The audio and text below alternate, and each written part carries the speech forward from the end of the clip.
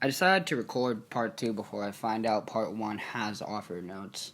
I looked up offer notes on the JoJo wiki and I just saw Battle Tendency, so I assumed there weren't any offers notes for Phantom Blood.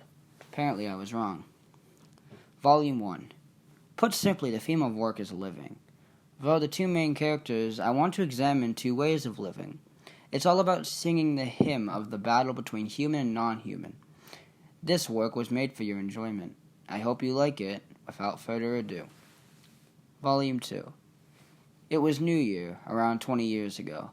My grandfather and I went to the cemetery to steal takeno hanashi.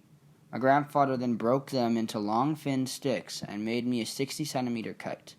On the front of the kite, he painted and inked the character for Fly. The kite flew up high on a strong wind, so I had a lot of respect for my grandfather. Take care always, Grandpa. Takane no hanashi is a type of bamboo vase for putting flowers found in cemeteries. These days, they're usually plastic or ceramic. Volume 3. I'm often asked by my friends, if your house was on fire, what would you take? Let me see. Time passes. Nothing. I wouldn't take a thing. Not my treasures, luxury goods, my Koseki autographs, or even regrets. None of them. That's pretty sad. Well, I thought about it and I searched for something desperately. There is one thing. What is it? You'll have to wait till Volume 4 to find out. Volume 4. My most valuable possession? That would be my 900 yen notebook. My diary for the 2 months between June and August 1979. I started this diary after reading the published diary of some writer. When I read this diary now, my past self, my friends from the past are all in there. I find it interesting and I'm moved to the point of tears. Volume 5.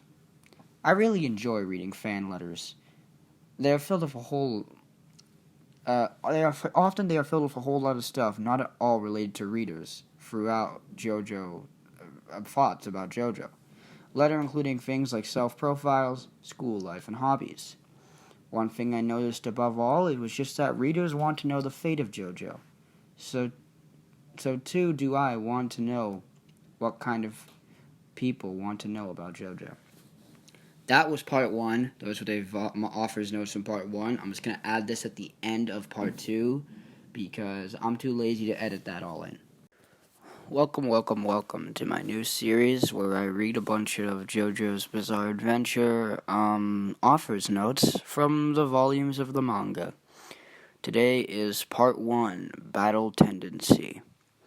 It is important to keep the mentality of a beginner, whatever the field. Everything seems new for a beginner.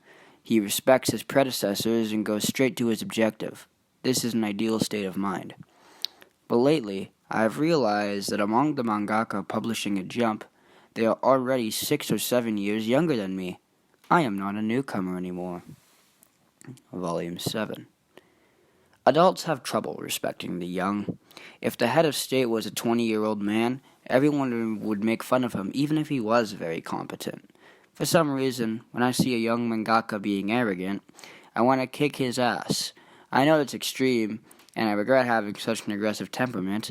I will try to soften, to respect the young, and to learn from them. Volume 8. One day, when I was tidying up my home, I lost the fountain pen I had been using for 6 years. Panic-stricken, I exclaimed to myself, "My God, what a catastrophe! I will never manage to draw without that fountain pen that has been following me for so many years. It's impossible to work. This fountain pen has always accompanied me through hard blows and joys. What will I become?" By dint of search, I ended up finding a new fountain pen. Today I'm thinking, a new fountain pen? Not so bad. I'm a jackass, aren't I? Volume 9. You know what?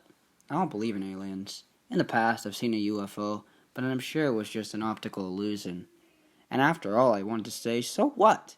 But I just read a book from someone named Hiroshi Miniyama, and with all the super realistic details, I begin to ask myself if these aliens are really here, whether it amuses me to have my imagination stimulated like this.